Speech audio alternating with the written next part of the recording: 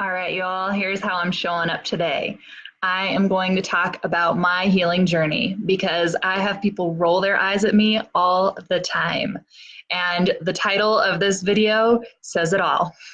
So I talk about inner peace and I talk about living in joyful abundance. And people are constantly like skeptical. They roll their eyes. They're like, yeah, right. This lady is not in touch with reality because life is hard. And so I'm going to talk about if it's possible, if it's something that you or the people around you really can experience. And it's not that life doesn't happen to people. It's not that you don't have these life circumstances that are challenging, because that's the reality. I don't think very many of us have experienced, an amazingly perfect life from start to, throughout to where you are now. And so the reality is, we go through really tough things. And I'm a trauma therapist, so I've worked with people that have been through the most horrendous things in their life, the most terrifying, the most heartbreaking. And I get it. It's not that life isn't hard. It's not that you haven't experienced these really rough things. I get it. And I'm not saying like you need to just erase all that and pretend and be happy, or just, go zen and like meditate for a moment and you'll be all good. That's not the reality either. And, I've come across different people in the field, not usually in therapy, but in the coaching field, that truly believe it's all in your head. Like, mindset's everything. Don't worry about life circumstances. Just focus on the good and you'll be good. I think that there's more balance to it than that, for sure. And so that's part of why I think we need to start a conversation. And we need to know what's possible and what's real versus what is your reality that you've been living in over and over, but could actually change, could be better. So here's a bit about my journey. I'm going to share, I don't want to share a lot of details about me, but I'm going to be vulnerable and put myself out there and show up. And so, I didn't have a cookie cutter childhood. Things were not like picture perfect. And there were a lot of things that stuck with me and really hit to the core of my beliefs about myself and the way that I viewed other people around me and viewed life. And so, I started my healing journey. It wasn't until my college years, really, that I started getting into meditation and mindfulness and even some yoga. They all kind of go hand in hand together. Now, I'm not saying like this is the fix. There's so many steps and so many pieces to the puzzle that has gotten me to where I am in life. And so I'm going to share a bit of everything so that you know what's possible and that it takes work. It's not like one quick fix and you're happy and you're joyous and everything is good. That's not how it is if you have had real life circumstances happen. All right, so childhood kind of stuck with me. There were a lot of messages about myself. There were a lot of things kind of bogging me down. And I love my family, and so I'm not like putting it out there on anybody. If you're watching, I love you. So things were challenging for sure in life. And, I think that when you come from it and you are in such a tough place where you might be experiencing some depression or anxiety or trauma, things that just keep coming up over and over, they get so ingrained in our bodies that is our reality. You can go at it different ways. You don't have to live like that. That's the most important piece that I want everybody to know. Because when I started recognizing just how hard things were for me, there were actually a lot of people at that point that, people in my world that were like, oh, well, mood issues can just be genetic, or that's just how it has to be. So like take some medicine and you'll be fine, right? And so this was my insight into healing. It wasn't even about healing at first. It was about how do you cope for a while. And so some people see it as ingrained, like this is just something you have to live with. You have to be an anxious person, or you have to be a depressed person and figure out how to manage that. And this actually used to be taught in the therapy world too. A lot of people do believe that it is like a genetic thing and you got to live with it. The reality is that I've come to know is that it can be healed. You don't have to live with depression forever. You don't have to live with anxiety forever. And even if you've been through trauma or really tough things in life, that doesn't have to be who you are. You can overcome it. You can heal. And so I started out with like everyday stuff, meditation, yoga. That's hard to like incorporate every day, and life happens, so you get distracted. So that's not something that I did all the time. That's not a huge part of who I am. I'm not a yogi.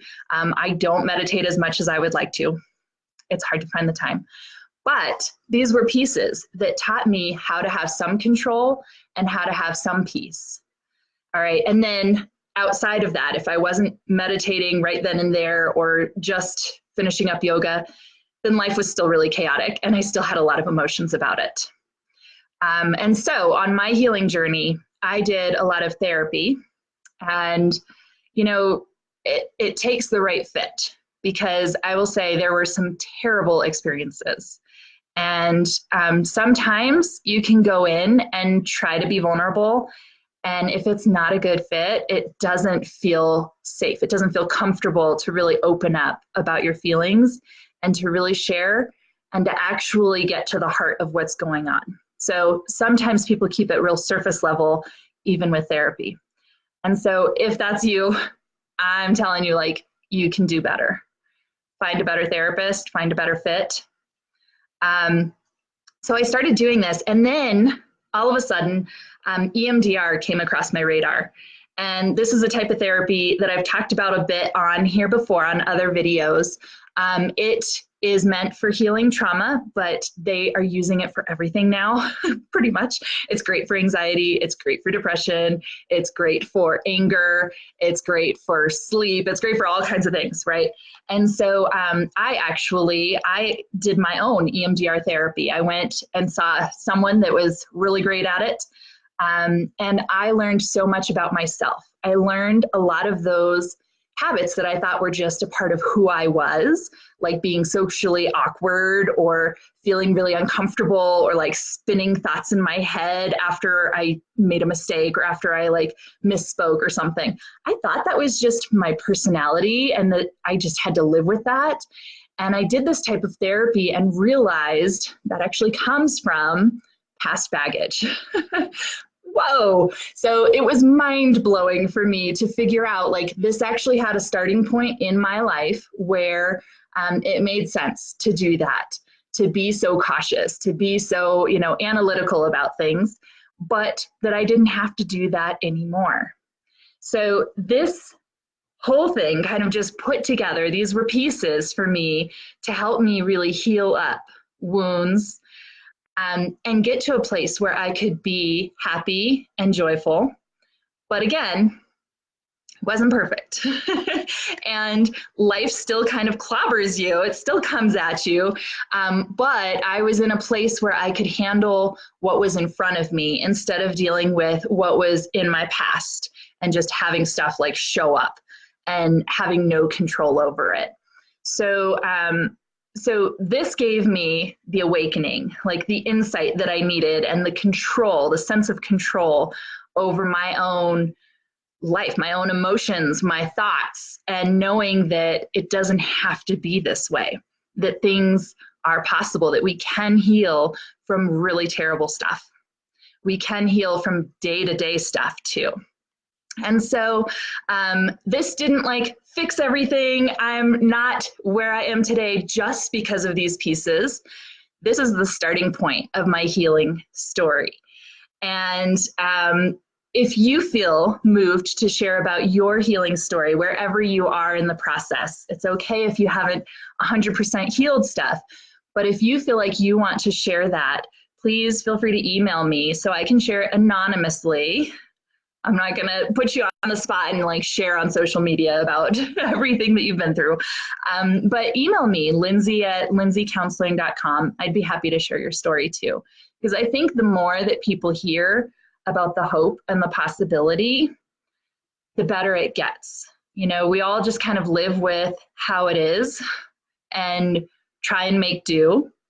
I think personally, that's what I've experienced from a lot of people in my life and people I've come across. People feel like this is just how it has to be. And so they're looking for tools or coping skills to just like deal with how it is. What I want people to know from the bottom of my heart is that it can be better, that people can heal from this stuff and overcome these challenges, that you can still be faced with real life situations, life circumstances, but face it in the present moment with more power, more control over how you're going to handle it. And so that's kind of the therapy realm. Like, let's heal what felt broken. Let's heal what parts just aren't working for us anymore. And I'm going to share a second part of my journey over on my other page for coaching, because for me, I had to heal up some old wounds and some old messages that I was living with and my emotions. I had to get to a place where I knew how to handle all of that. And then life was pretty good. Things were still pretty hard. I found some happiness. I did find some peace. But where I've gotten to more recently is this actual joyous abundance and this literal like quieting the negative voices in my head and stop battling myself. All of that came from elevating my life above and beyond healing. I am like going into more of my journey about how you can actually be really happy and that things can be so good no matter what lemons life throws at you. Because let me tell you, having twins, having 3 young kids is not easy and it's chaos. And I'm a sensitive person. So having all the noise and all the toys and like everything all over the place, that is not easy. And I still feel really good. I feel so good. And so I want to share that with you. I want you to know that this is possible, that this can be your reality no matter what you've been through. And your journey might look differently, and that's okay. There's so many different ways to heal, and there's so many different ways to elevate your life. But this is just a starting point to let you know it's possible, and it's worth the work. It's worth the effort. So this is the healing journey part 1. This was my therapy side of things. Hop over to my other page, which is Twin Mom's Guide on Facebook, and I'm going to go live there in just a moment and share about elevating my life from this already mostly healed place. How did I go above and beyond? So join me over there, Twin Mom's Guide. Thanks.